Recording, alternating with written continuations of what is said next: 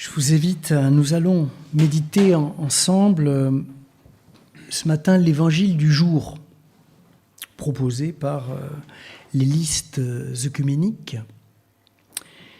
Il se trouve comme par hasard, dans l'évangile selon Matthieu au chapitre 5 et il nous propose une méthode pour devenir de bons chrétiens. Ça vous intéresse ? Mais avant cela, je vous invite à prier Dieu. Je vous invite donc à lire dans l'évangile de Matthieu à partir du verset 17 jusqu'au verset 26. Donc nous sommes à nouveau dans le sermon sur la montagne. N'imaginez pas que je sois venu pour détruire la loi et les prophètes. Je suis venu non pour détruire, mais pour accomplir. En effet, amen, je vous le dis, jusqu'à ce que disparaissent le ciel et la terre, il ne disparaîtra pas de la loi un seul point sur les i ou une seule barre sur les t, jusqu'à ce que tout soit fait.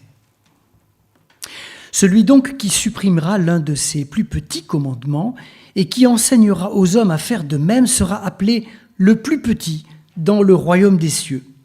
Mais celui qui les pratique et qui les enseigne, celui-là sera appelé grand dans le royaume des cieux. Car je vous le dis, si votre justice ne surpasse celle des scribes et des pharisiens, vous n'entrerez pas dans le royaume des cieux. Vous avez entendu qu'il a été dit aux anciens, « Tu ne tueras pas ». Celui qui tuera sera passible du jugement.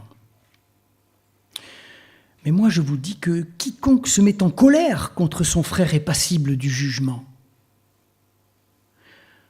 Que celui qui dit à son frère « Raka » mérite d'être puni par le Sanhédrin, et que celui qui dira « Fou » mérite d'être puni par le feu de la géhenne.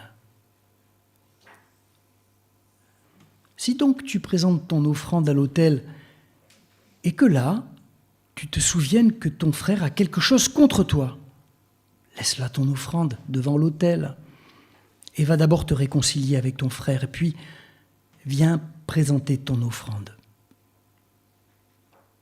Accorde-toi promptement avec ton adversaire pendant que tu es en chemin avec lui, de peur qu'il ne te livre au juge, que le juge ne te livre à l'officier de justice et que tu ne sois mis en prison. Amen, je te le dis, tu ne sortiras pas de là que tu n'aies payé le dernier quart de sou. Jusqu'ici notre lecture. Et nous chantons « Brûle, brûle, flamme ardente ». Comment faire pour bien faire ?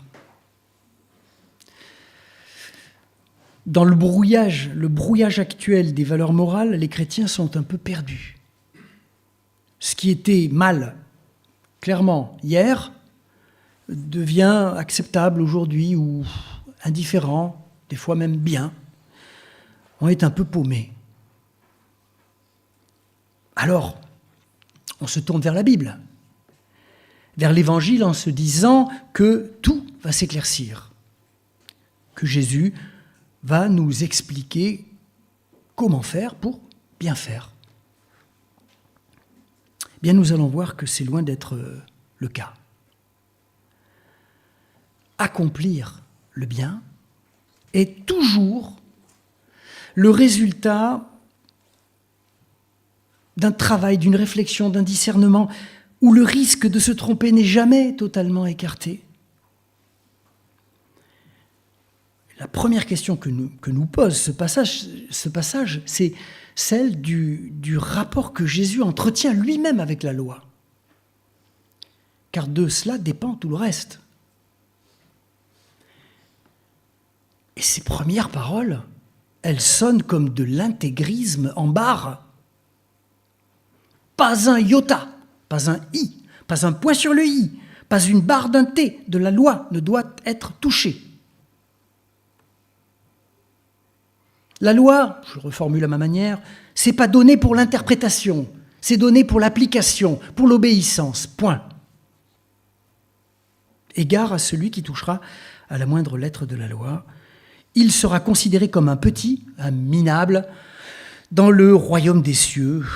Oui, je reformule librement, mais enfin le sens est là. Le problème, c'est que Jésus lui-même n'arrête pas de transgresser cette loi.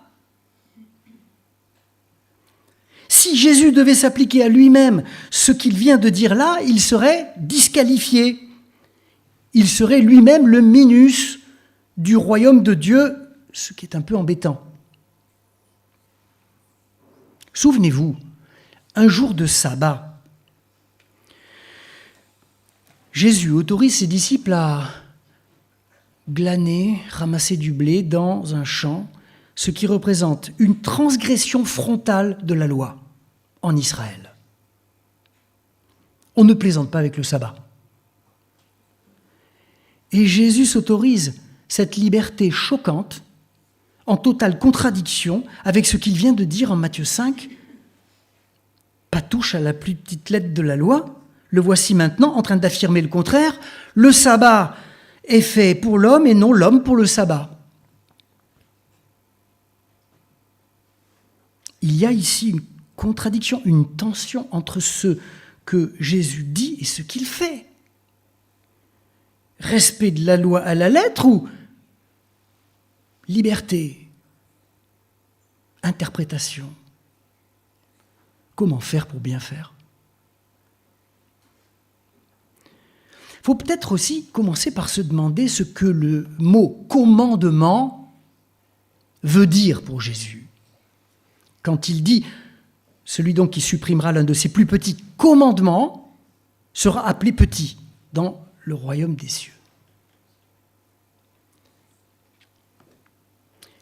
Les commandements ne sont pas pour Jésus un ensemble de règles à appliquer à la lettre, comme le repos, tel jour, telle heure. La prière rituelle, tel mot, tel geste. Le pur, l'impur, ce qui est interdit, ce qui est autorisé, chaque chose est à sa place.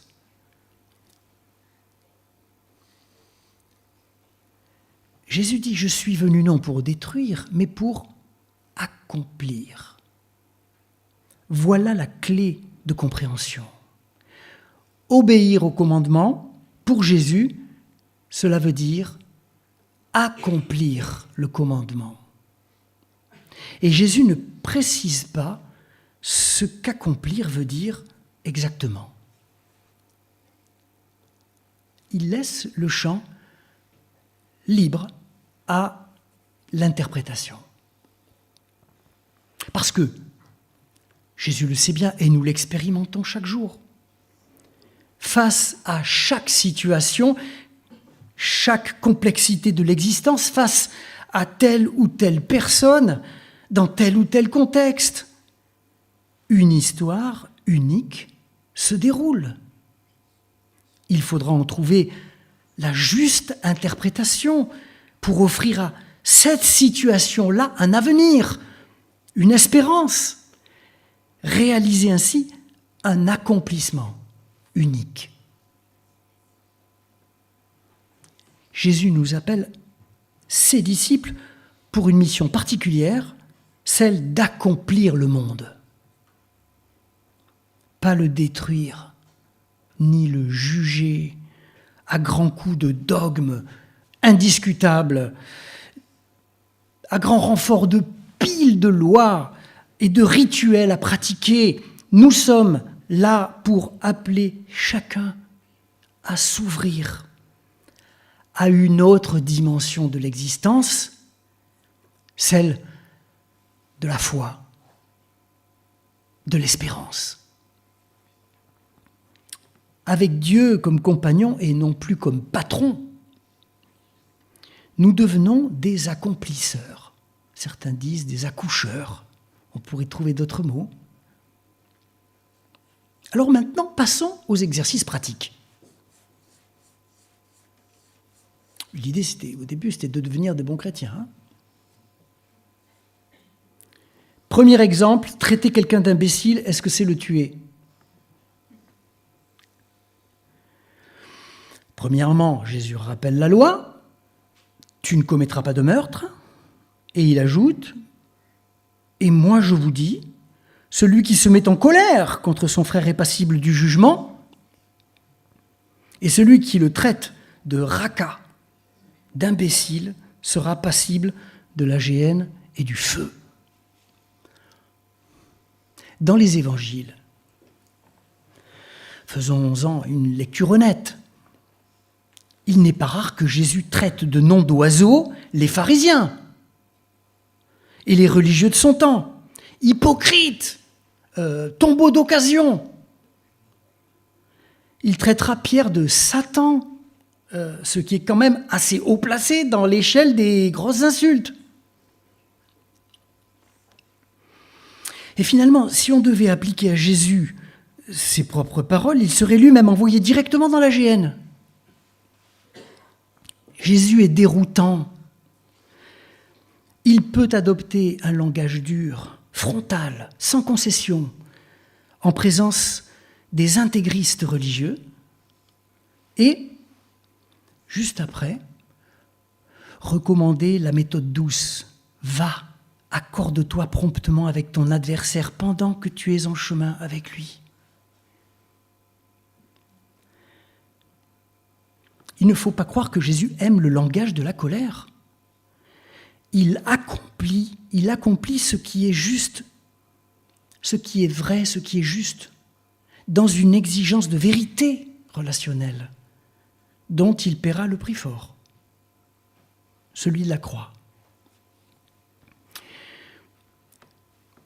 Le face-à-face sans concession, ou la marche tranquille, dans la recherche de la réconciliation douce. Le chrétien doit être prêt à tout accomplir.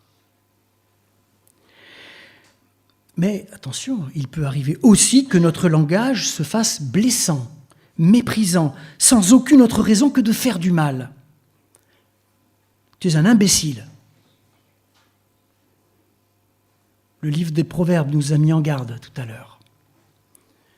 Les mots sont des pistolets chargés, c'est une expression de Sartre. Les mots peuvent tuer. Le verbe être, en particulier, est dangereux. Tuer. Il devient alors urgent que soit passée au feu de la géhenne cette partie de moi-même qui est violente, méprisante, dominatrice, qu'elle soit jetée aux ordures, au feu de la géhenne, sans regret. En plus d'être une image de l'enfer, mais qu'est-ce que l'enfer ? La géhenne était un vaste dépôt d'ordures en flammes à la sortie de Jérusalem, un endroit nauséabond, plein de vers et etc. Décharge, quoi. Allons donc y déposer nos violences personnelles. Pour Jésus, il faut revenir, vous l'avez entendu, à l'esprit de la loi. À condition que cette loi se libère de l'intégrisme religieux ou du désir de domination. La loi de Dieu offre la possibilité d'un vivre ensemble où chacun peut trouver sa place, sa liberté, et plus encore que cela. J'en parle avec mon collègue rabbin, la bénédiction et l'espérance. Deuxième exercice pratique, après l'affaire de l'imbécile, l'affaire de l'offrande. Jésus demande qu'on laisse là son offrande et qu'on aille d'abord se réconcilier avec son frère. Serions-nous donc punis de culte tant que nous resterons brouillés avec quelqu'un ? Ça risque de faire des places vides, hein, dans notre Église, et peut-être sur cette chaire aussi. Mais c'est étrange. Je ne connais personne qui ait eu autant d'ennemis que Jésus. Sa crucifixion a fait la quasi-unanimité du vote.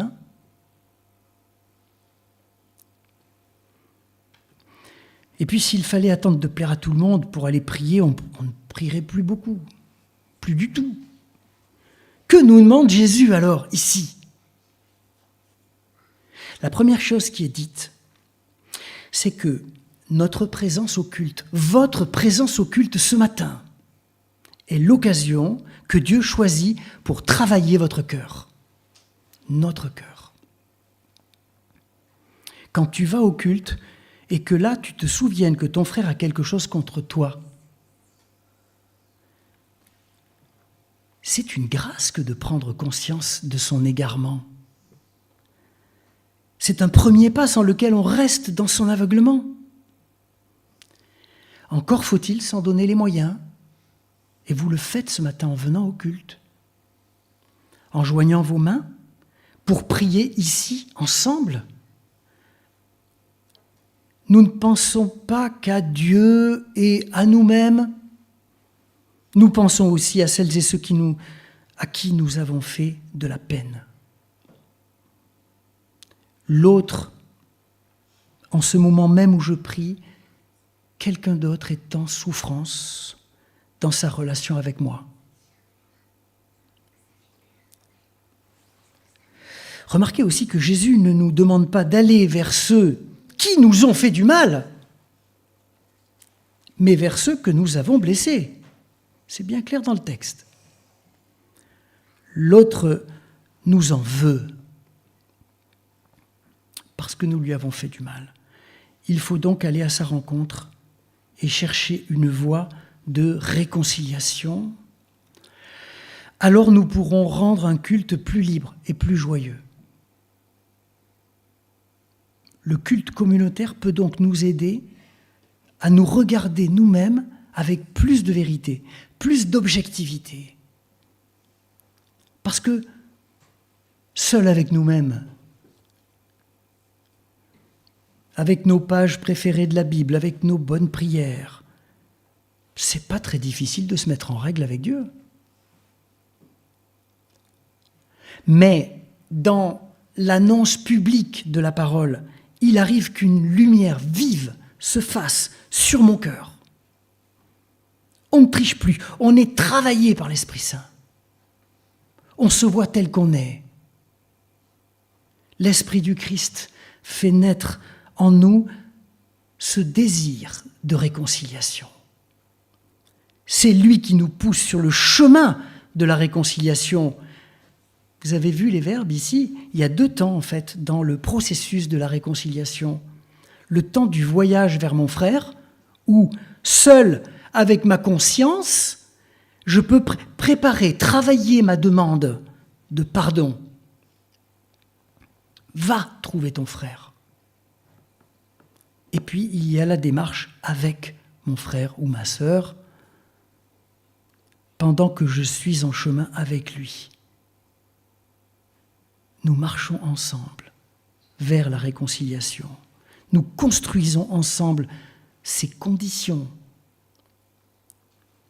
Mets-nous en marche, Seigneur, sur ce chemin-là. Comment faire pour bien faire ?